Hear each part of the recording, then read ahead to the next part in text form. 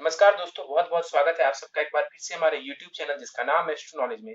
दोस्तों, आज की इस वीडियो में हम एक 29 वर्ष महिला की कुंडली का विश्लेषण करेंगे जिन्होंने अपने बर्थ डिटेल्स मेरे साथ शेयर किए हैं और एस्ट्रोलॉजी के माध्यम से ये अपने जीवन से जुड़े हुए कुछ महत्वपूर्ण प्रश्नों के उत्तर जानना चाहती हैं। तो निश्चित ही आज इस वीडियो में मैं इनके द्वारा पूछे गए सभी प्रश्नों का उत्तर दूंगा और साथ ही साथ इनकी कुंडली का पूर्ण विश्लेषण भी करूंगा। दोस्तों, इस वीडियो को शुरू करने से पहले हर बार की तरह आप सबसे निवेदन है, यदि अभी तक आपने हमारे YouTube चैनल एस्ट्रो नॉलेज को सब्सक्राइब नहीं किया है तो आप प्लीज इसे सब्सक्राइब कर दें और बेल आइकन को दबाना ना भूलें। साथ ही साथ दोस्तों, यदि आप सब भी इसी प्रकार अपनी कुंडली का विश्लेषण करवाना चाहते हैं या फिर मुझसे संपर्क करना चाहते हैं तो स्क्रीन पर फ्लैश हो रहे व्हाट्सएप नंबर के ऊपर आप मुझसे संपर्क कर सकते हैं और ज्यादा जानकारी के लिए आप नीचे डिस्क्रिप्शन बॉक्स को भी चेक कर सकते हैं। चलिए वापस आते हैं इस विश्लेषण के वीडियो के ऊपर और सबसे पहले इनके प्रश्नों को मैं आप सबों के समक्ष रख देता हूं। इन्होंने पूछा है कि वैवाहिक जीवन में मेरे परेशानी चल रही है, मेरा डिवोर्स कब तक संभव हो पाएगा, सेकंड मैरिज के योग कब है और वो कैसा रहेगा। इसके अलावा जानना चाहती हैं कि जॉब कब लगेगी, फिलहाल कहती हैं कि मैं जॉबलेस हूं, गवर्नमेंट जॉब के योग कैसे हैं और जॉब लगने के चांसेस कब तक बन रहे हैं। संतान के बारे में जानना चाहती हैं, प्रॉपर्टी लेने के योगों के बारे में जानना चाहती हैं और पेरेंट्स कहती हैं कि बीमार रहते हैं और जो पति है उनकी आयु और सेहत के बारे में भी ये प्रश्न करती हैं। चलिए इनके सभी प्रश्नों का हम एक एक करके उत्तर देंगे, लेकिन सबसे पहले चलते हैं दोस्तों इनकी लग्न कुंडली की तरफ जो कि हमारे समक्ष और वो प्रारंभ हो रही है 4 नंबर से। 4 नंबर यानी कि कर्क लग्न की ये कुंडली बन जाती है और चंद्रमा देव देखे तो मिथुन राशि में जाकर के विराजमान है, यानी कि इस महिला की, इस युवती की कुंडली बनती है यहाँ पर कर्क लग्न की और राशि बन जाती है मिथुन।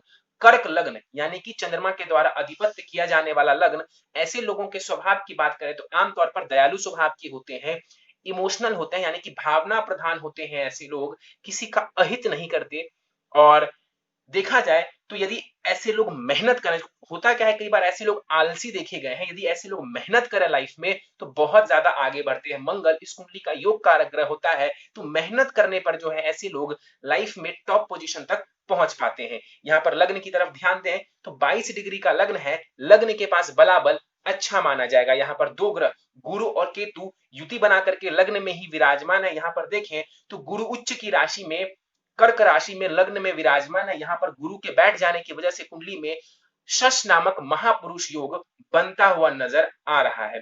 शश महापुरुष योग यहाँ पर बनता हुआ नजर आ रहा है। इस कुंडली में गुरु को देखें कौन है तो वो षष्ठेश है और वो भाग्येश है। गुरु की मूल त्रिकोण राशि छठे भाव में जरूर जा रही है, लेकिन उनकी एक साधारण राशि त्रिकोण में आ रही है, तो गुरु भाग्येश है। इस कुंडली में एक कारक ग्रह कहलाएंगे, गुरु एक कारक ग्रह कहलाएंगे।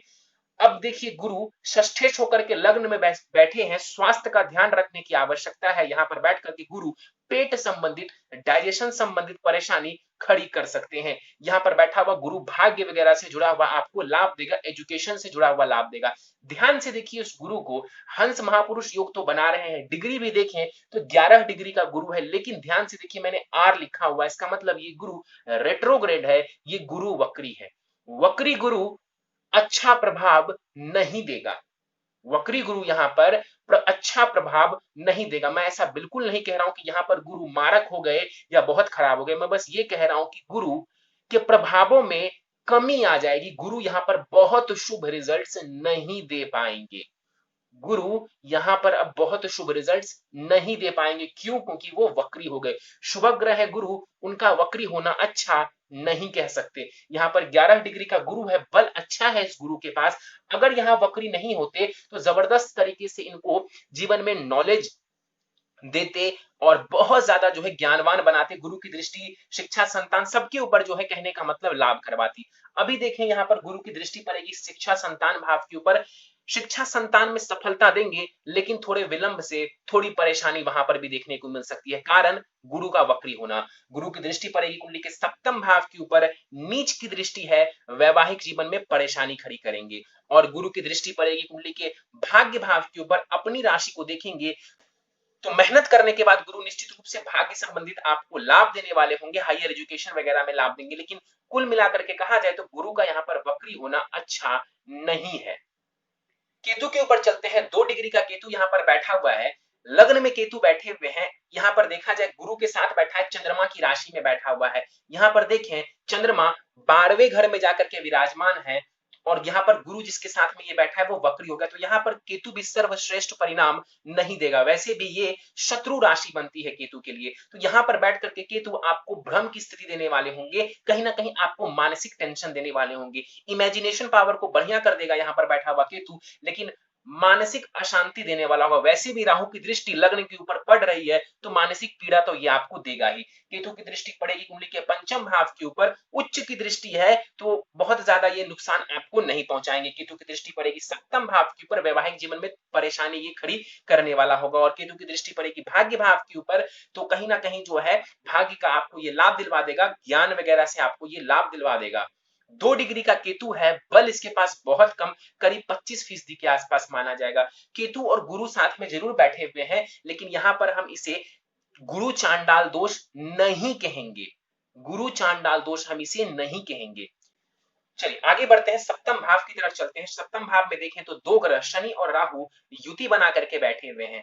यहाँ पर शनि स्वग्रही है, केंद्र में विराजमान है, शश नाम का महापुरुष योग यहाँ पर शनिदेव बना देंगे। सप्तम भाव विवाह का होता है, पार्टनरशिप का होता है, यहाँ पर राहु भी विराजमान है। राहु जब सप्तम भाव में बैठते हैं तो वैवाहिक जीवन में निश्चित रूप से थोड़ी परेशानी खड़ी करते हैं, तालमेल में कमी ले आते हैं, मतभेद की स्थिति उत्पन्न करते हैं, ये बात तय है। शनि यहाँ पर स्वग्रही है, काफी हद तक शनिदेव वैवाहिक जीवन में अच्छाई बनाकर रखने की कोशिश करेंगे, विवाह को टूटने नहीं देंगे। तो यहाँ पर शनि आपको लाभ करवाएगा। 8 डिग्री का शनि है, यहाँ पर शनिदेव जो है वो वृद्ध अवस्था के कहलाएंगे। शनि की दृष्टि पड़ेगी कुंडली के भाग्य स्थान के ऊपर, भाग्य संबंधित जो है ये विलंब खड़ी करेंगे, आपको भाग्य में विलंब खड़ी करेंगे आपको शनि, क्योंकि मारक ग्रह है कुंडली में शनि। शनि की दृष्टि पड़ेगी कुंडली के लग्न के ऊपर, बनते हुए कार्य को ये डिले करेगा, पर्सनालिटी में वो वाली बात नहीं आ पाएगी जो आनी चाहिए। क्यों? क्योंकि लग्न में केतु बैठा हुआ है, राहु की दृष्टि है, अब शनि की भी दृष्टि पड़ी, शत्रु दृष्टि है शनि की, और शनि इस कुंडली में मारक ग्रह है, तो जरूर जो है लग्न को देख करके ये पॉजिटिव प्रभाव नहीं देंगे। और शनि की दृष्टि चतुर्थ भाव के ऊपर जो पड़ेगी, प्रॉपर्टी वगैरह लेने में ये आपको सहायक सिद्ध जरूर होंगे, लेकिन घर में कलह की स्थिति ये दे सकता है, उसका आपको ध्यान रखने की जरूरत है, माता के स्वास्थ्य का ध्यान रखने की आवश्यकता है। राहु के ऊपर चलते हैं, 2 डिग्री का राहु है, यहाँ पर सप्तम भाव में विराजमान है। राहु शनि जब एक साथ बैठ जाते हैं तो हम इसे शापित दोष जरूर कहते हैं, लेकिन यहाँ पर शनि स्वग्रही है, तो शापित दोष बनने के बावजूद इस भाव का शनि बुरा नहीं होने देगा। 2 डिग्री का यहाँ पर राहु है, और राहु के पास भी बलाबल करीब 25% के आसपास माना जाएगा। सप्तम भाव में बैठ करके राहु कहीं ना कहीं वैवाहिक जीवन में परेशानी खड़ी करेंगे। कुंडली मिलान करके विवाह नहीं किया गया तो निश्चित रूप से वैवाहिक जीवन में ये ज्यादा परेशानी देने वाला होगा। पार्टनरशिप वगैरह में अनबन की स्थिति देखने को मिल सकती है। इसकी दृष्टि पड़ेगी कुंडली के लाभ स्थान के ऊपर, उच्च की दृष्टि पड़ रही है, जीवन में लाभ ये करवाते रहेंगे। राहु की दृष्टि लग्न के ऊपर पड़ेगी, भ्रम की स्थिति देंगे आपको और मानसिक पीड़ा दे सकते हैं। और राहु की दृष्टि पड़ेगी कुंडली के तीसरे भाव के ऊपर, दौड़ भाग को ये बढ़ा सकते हैं, मेहनत को ये बढ़ा सकते हैं, तो राहु की प्लेसमेंट अच्छी नहीं मानी जाएगी। चलिए आगे बढ़ते हैं, चलते हैं कुंडली के अष्टम भाव की तरफ। अष्टम भाव में देखें तो सूर्य और बुध यहाँ पर जो है युति बना करके बैठे हुए हैं। सूर्य और बुध की युति से बुधादित्य योग जरूर बनता है, लेकिन यहाँ पर बुध अस्त के हो गए हैं, और इस कुंडली में बुध मारक ग्रह कहलाएंगे। बुध इस कुंडली में तृतीयेश है और द्वादशेश है, तो कारक नहीं है बुध, तो वो मारक ग्रह कहलाएंगे। और जाकर के कुंडली के अष्टम भाव में बैठे हुए, अस्त है बुध, तो बहुत ज्यादा बल के साथ यहाँ पर बुध नहीं बैठा हुआ है, बहुत ज्यादा रिजल्ट यहाँ पर बैठा हुआ बुध आपको नहीं दे पाएगा। विपरीत राज्यों की स्थिति नहीं बनेगी इस कुंडली में, क्यों? क्योंकि लग्नेश ही उठ करके 12वें भाव में जाकर के बैठा हुआ है। यहाँ पर देखा जाए बुध बैठे हुए हैं, कई बार जितनी आप मेहनत वगैरह करेंगे उस मेहनत का आपको उतना ज्यादा लाभ देखने को नहीं मिलेगा। बुध की दृष्टि भी नहीं मानी जाएगी, क्यों? क्योंकि ये अस्त के हो गए। सूर्य के ऊपर चले, 11 डिग्री का सूर्य है, यहाँ पर शनि की राशि में बैठे हुए हैं सूर्य, तात्कालिक मैत्री में है तो बहुत खराब रिजल्ट ये नहीं देगा। अष्टम भाव में सूर्य बैठे हुए हैं, कहीं ना कहीं रिसर्च वगैरह के क्षेत्र में, शिक्षा वगैरह के क्षेत्र में आपको ये लाभ देगा। और कहीं ना कहीं जो है इसकी दृष्टि पड़ेगी द्वितीय भाव के ऊपर, द्वितीय भाव के ऊपर इसकी अपने ही भाव के ऊपर दृष्टि पड़ रही है। ये है वाणी का स्थान, पैतृक संपत्ति का स्थान, कुटुंब का स्थान, फैमिली लाइफ का स्थान, उसके ऊपर जो सूर्य की दृष्टि पड़ रही है, तो कहीं ना कहीं ये आपको आपके परिवार से लाभ करवाएगी, आपको ये धन संचित करने में सूर्य मदद करने वाले होंगे। सूर्य धन संचित वगैरह करने में आपको मदद करने वाले होंगे। तो ये बढ़िया स्थिति है। यहाँ पर सूर्य 11 डिग्री का है, बल इसके पास अच्छा माना जाएगा, 50% से भी ज्यादा का बलाबल यहाँ पर सूर्य के पास मौजूद होगा।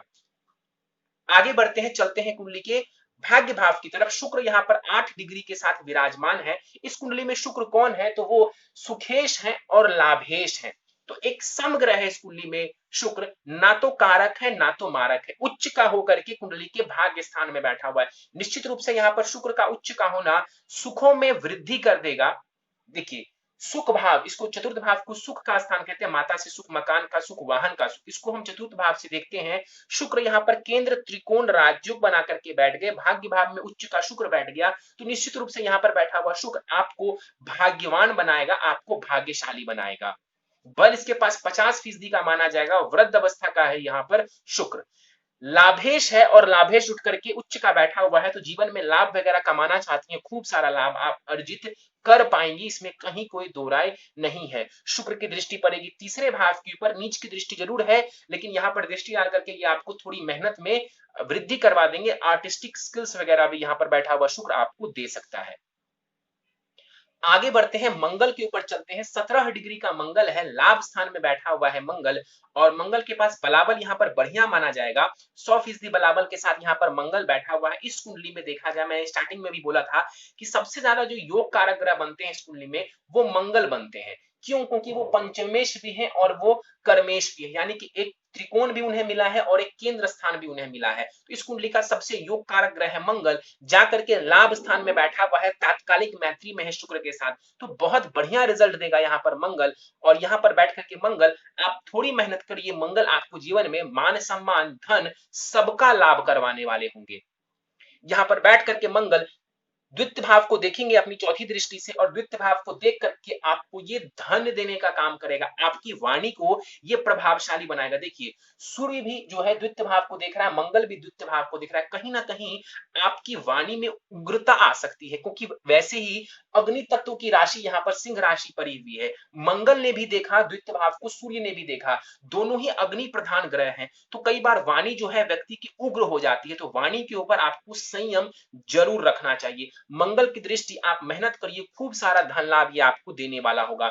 मंगल की दृष्टि पड़ेगी पंचम भाव के ऊपर, शिक्षा संतान सब में ये आपको लाभ देगा, बढ़िया आपको ये संतति देने वाला होगा। मंगल की दृष्टि पड़ेगी अष्टम भाव के ऊपर, और अष्टम भाव यानी कि रोग ऋण शत्रु मुकदमा का भाव, यहाँ पर मंगल दृष्टि डालेंगे, आपको इन सारे चीजों से लाभ करवाएंगे। चोट चपेट का योग जरूर बन जाता है इनकी दशा में, लेकिन योग कारक ग्रह है, नुकसान नहीं देगा। शत्रुओं के ऊपर आपको ये विजय दिलवाने वाले होंगे, कोर्ट कचहरी के मामलों में भी ये आपको विजय बनाने वाले होंगे, कंपटीशन वगैरह में ये आपको सफलता दिलवाने वाले होंगे। तो मंगल की स्थिति कुंडली में बहुत ही बढ़िया मानी जाएगी।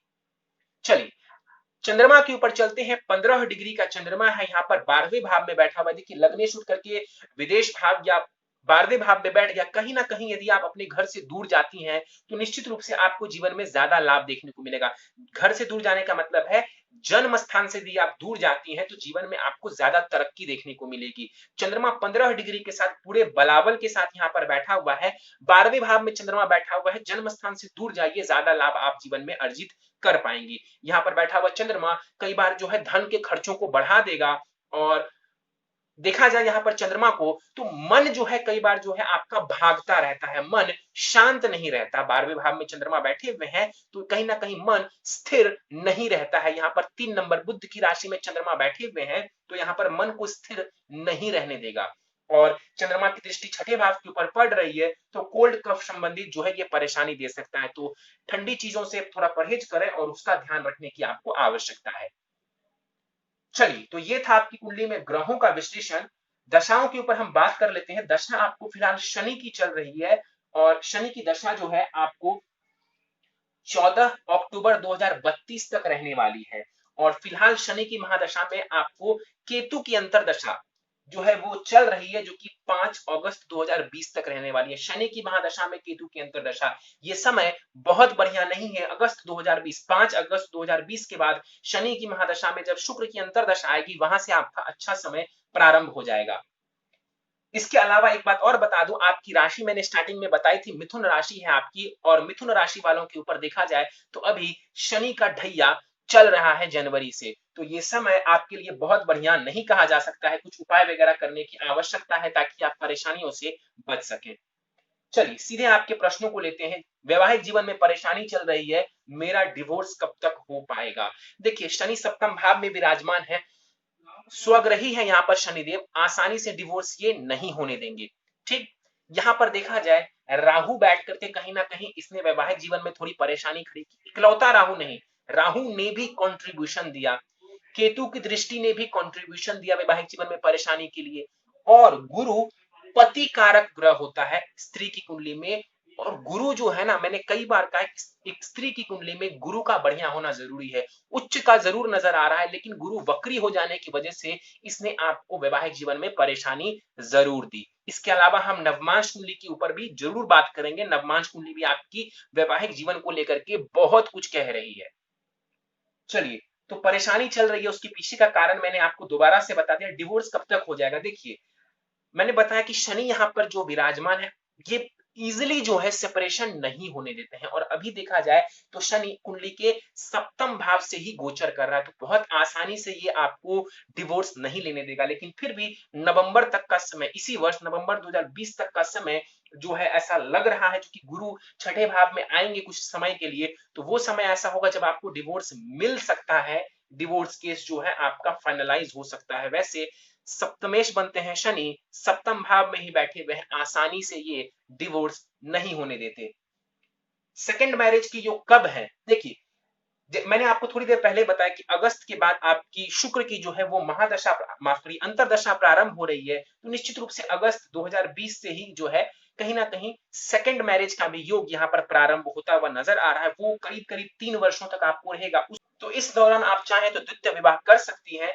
देखिए द्वितीय विवाह कैसा रहेगा इन्होंने पूछा। देखिए बात चाहे प्रथम विवाह की हो या फिर द्वितीय विवाह की, सबसे ज्यादा जरूरी है कुंडली का सप्तम भाव। यहाँ पर चूंकि प्रथम विवाह में आपको परेशानी आ चुकी है, तो निश्चित रूप से मैं आपको एक ही सलाह दूंगा कि कुंडली मिलान आपके लिए बहुत ज्यादा जरूरी हो जाता है। जो भी लोग मेरे पास अपनी कुंडली को लेकर के आते हैं, जरा भी मुझे परेशानी नजर आती है उनके सप्तम भाव में, तो मैं एक ही बात कहता हूं, उपाय भले ही मैं उनको ना दूं, एक बात मैं जरूर कहता हूं कि कुंडली मिलान करके विवाह करिए, परेशानियों से बच जाएंगे। कुंडली मिलान करके विवाह करिए, परेशानियों से बच जाएंगे। मैं आपको भी यही सलाह दूंगा, जिनसे भी विवाह करें इसी दौरान आपका द्वितीय विवाह हो भी जाएगा, इसके चांसेस बने हुए हैं। पहले आप डिवोर्स फाइनल कर लीजिए, आपका विवाह हो जाएगा 3 वर्षों में, लेकिन कुंडली मिलान कर लीजिए, कहीं पर भी कराएं लेकिन अच्छे से कुंडली मिलान करा लीजिए, आपका सेकंड मैरिज अच्छा रहेगा। कुंडली मिलान नहीं कराती हैं, इग्नोर करती हैं, परेशानी वहां पर भी आपको देखने को मिलेगी। चलिए इसके बाद इन्होंने पूछा है, फिलहाल मैं जॉबलेस हूं, गवर्नमेंट जॉब के योग कैसे नजर आ रहे हैं? देखिए गवर्नमेंट जॉब यानी कि सूर्य, सूर्य यहाँ पर अष्टम भाव में शनि की राशि में जाकर के विराजमान है। नवमांश कुंडली में जो सूर्य देव है वो राहु के साथ बैठकर के ग्रहण दोष बना रहे हैं, इसीलिए गवर्नमेंट जॉब मिलने में आपको परेशानी आ रही है। गवर्नमेंट जॉब ही चाहिए आपको, तो सूर्य को बेहतर करना जरूरी है आपके लिए। इसके अलावा आपने पूछा मेरी जॉब कब तक लग पाएगी? देखिए जॉब लगने की यहाँ तक बात है तो उसके योग जो है ऑलरेडी बने हुए थे आपके चार्ट में पिछले वर्ष तक भी, और इस साल भी कुछ महीनों के लिए सितंबर से लेकर के नवंबर तक का वो समय होगा जब काफी बढ़िया जो है योग आपके जॉब के लिए बन जाएंगे। मैं कुछ उपाय आपको बता दूंगा जिन उपायों से जॉब लगने के योग और भी बेहतर हो जाएंगे। फिलहाल कोई दशा ऐसी नहीं चल रही है जो कि आपकी जॉब लगा सके, जैसे कि शनि को देखें या शुक्र की भी जो दशा आ रही है वो जॉब वगैरह आपको लगाने से जुड़ा हुआ दशा नहीं है। मंगल या गुरु इस कुंडली में नौकरी देने वाले ग्रह हैं। कौन से ग्रह? एक है मंगल और दूसरा है गुरु। क्यों मैंने कहा? क्योंकि मंगल करियर प्रोफेशन भाव का स्वामी ग्रह है और गुरु यहाँ पर नौकरी जॉब हाउस का स्वामी ग्रह है। इनकी दशा अंतरदशा या फिर इनका गोचर व्यक्ति को या फिर इस कर्क लगन वाले व्यक्ति को जॉब संबंधित या करियर संबंधित लाभ करवाएगा। तो अभी फिलहाल बहुत ज्यादा ये सपोर्ट करता हुआ नजर नहीं आ रहा है। हाँ, सितंबर से लेकर के नवंबर तक छोटा सा योग जरूर बन रहा है। कुछ उपाय दे दूंगा, उन उपायों को करेंगे तो कहीं ना कहीं कुछ हद तक लाभ देखने को आपको मिल जाएगा। चलिए इसके तो जॉब में हो सकता है कि थोड़ा आपको और विलंब देखना पड़े, जॉब में थोड़ा और विलंब आपको देखना पड़े।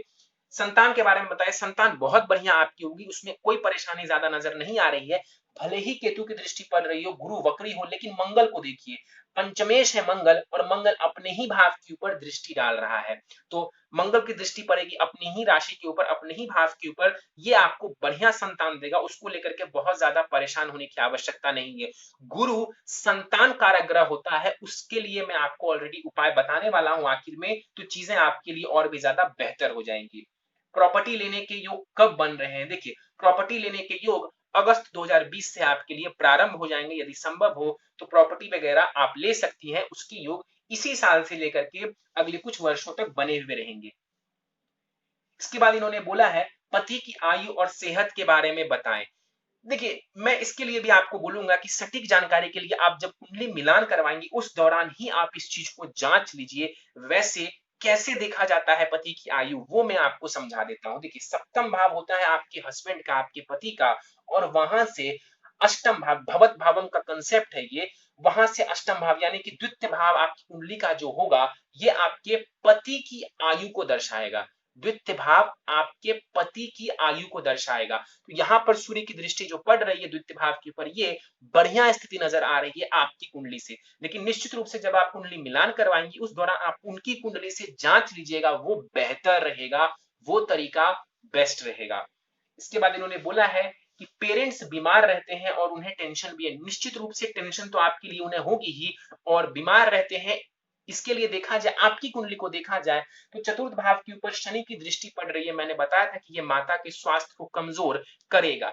जहां तक पिता की बात है, पिता के लिए देखें तो दसम भाव के स्वामी ग्रह मंगल की स्थिति बढ़िया नजर आ रही है, हालांकि सूर्य अष्टम भाव में जाकर के बैठे हुए हैं। और मैंने आपको जस्ट थोड़ी देर पहले बताया कि सूर्य और राहु D9 चार्ट में ग्रहण दोष बना रहे हैं, तो छोटा छोटा वीक पॉइंट बनता है जो कि इंडिकेशन दे रहे हैं कि उनकी हेल्थ जो है यहाँ पर खराब हो सकती है। सटीक जानकारी के लिए उनकी कुंडली श्रेष्ठ रहेगी। चलिए, करियर आपने ये नहीं बताया कि आप किस क्षेत्र में बना रही हैं, आपने कहीं नहीं बताया कि आप किस क्षेत्र में जो है जॉब ढूंढ रही हैं। आपकी कुंडली के अनुसार कहीं ना कहीं आपके लिए टेक्निकल फील्ड यानी इंजीनियरिंग वगैरह का क्षेत्र या फिर आर्ट रिलेटेड फील्ड बढ़िया नजर आ रहा है। चलिए, उपाय पर जाने से पहले आपकी नवमांश कुंडली मेरे सामने है, ध्यान से समझिएगा नवमांश कुंडली क्या कह रही है। आपकी नवमांश कुंडली मकर लग्न की बनती है और लग्न में ही सूर्य और राहु विराजमान है। तो लग्न में ही सूर्य राहु बैठ गए तो सप्तम भाव में केतु बैठ गए, तो वहां पर भी वैवाहिक जीवन में परेशानी साफ साफ नजर आ रही है। और ये जो शुक्र आपको उच्च का नजर आ रहा है, शुक्र यानी कि वैवाहिक जीवन में सुखों का कारक ग्रह, वैवाहिक जीवन में जो सुख देता है वो है शुक्र, और यहाँ पर उच्च का नजर आ रहा है। लेकिन आपके D9 चार्ट में जो शुक्र देव है वो नीच की राशि में जाकर के, कन्या राशि में जाकर के विराजमान है, इसीलिए वैवाहिक जीवन में आपको परेशानी देखने को मिली। तो आपकी कुंडली में भी योग मौजूद है, कुछ दुर्योग मौजूद है, मुझे ऐसा कहना चाहिए, जिसने वैवाहिक जीवन में आपको परेशानी दी। तो कुंडली मिलान कर लेंगी और उसके अनुसार कुछ उपाय कर लेंगी तो ज्यादा लाभ देखने को आपको मिल जाएगा। वैसे मैं आपको कुछ और उपाय बताने वाला हूं जिन उपायों से आपको ओवरऑल लाइफ में बहुत ज्यादा लाभ होगा, चाहे वो करियर हो, विवाह हो या फिर कोई और चीज। चलिए सीधे हम उपाय के ऊपर चलते हैं। बाकी सारे ग्रहों की स्थिति D9 चार्ट में ठीक ठाक है। नित्य आपको ओम शन शनिश्चराय नमः, ये शनिदेव का मंत्र है, इसका कम से कम 3 माला जाप आपको करना चाहिए। यदि संध्या काल में करें तो ज्यादा बेहतर है, यदि समय नहीं मिलता है शाम के समय तो सुबह में भी आप इसे कर सकती हैं। 3 माला जाप कम से कम आपको करना चाहिए। संभव हो तो सरसों की तेल का दीपक जला करके कंबल के आसन पर विराजमान होकर के आप इस मंत्र का जाप करें, आपको बढ़िया लाभ मिलेगा। पुखराज रत्न, गुरु का रत्न है ये, करीब 5.25 रत्ती का पुखराज सोने की अंगूठी अथवा पित्तल की अंगूठी में जड़वा करके आपको दाहिने हाथ की प्रथम उंगली में धारण करना चाहिए। इसे आपको शुक्ल पक्ष के गुरुवार की प्रातः काल को धारण करना है। अगला उपाय है आपके लिए नित्य बजरंग बाण का आपको पाठ करना चाहिए, इससे भी आपको लाभ की स्थिति देखने को मिलेगी। हनुमान जी आपके मंगल देव आपके इष्ट देव हैं, तो कहीं ना कहीं हनुमान जी की पूजा आराधना से आपको ज्यादा लाभ देखने को मिलेगा। हर गुरुवार मंदिर जाकर के आपको बेसन के लड्डू चढ़ाने चाहिए और नित्य ओम ब्रीम बृहस्पतये नमः इस मंत्र का भी 108 बार जाप करना चाहिए, यानी कम से कम 1 माला जाप जरूर करना है।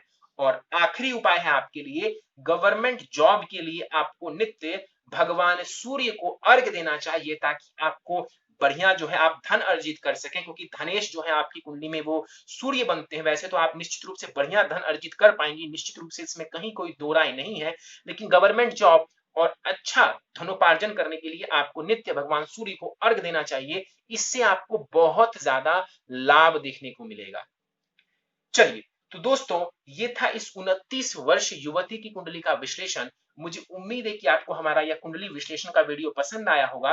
यदि आपको कुंडली विश्लेषण का वीडियो पसंद आया तो आप इसे लाइक करें, शेयर करें। अभी तक आपने हमारा YouTube channel astro knowledge subscribe नहीं किया है तो आप प्लीज इसे सब्सक्राइब कर दें और बेल आइकन को दबाना ना भूलें। साथ ही साथ दोस्तों, यदि आप सब भी इसी प्रकार अपनी कुंडली का विश्लेषण करवाना चाहते हैं या फिर मुझसे संपर्क करना चाहते हैं तो स्क्रीन पर फ्लैश हो रहे व्हाट्सएप नंबर के ऊपर आप मुझसे संपर्क कर सकते हैं। और ज्यादा जानकारी के लिए आप नीचे डिस्क्रिप्शन बॉक्स को भी चेक कर सकते हैं। इस वीडियो में फिलहाल इतना ही दोस्तों। आप सबका बहुत बहुत धन्यवाद।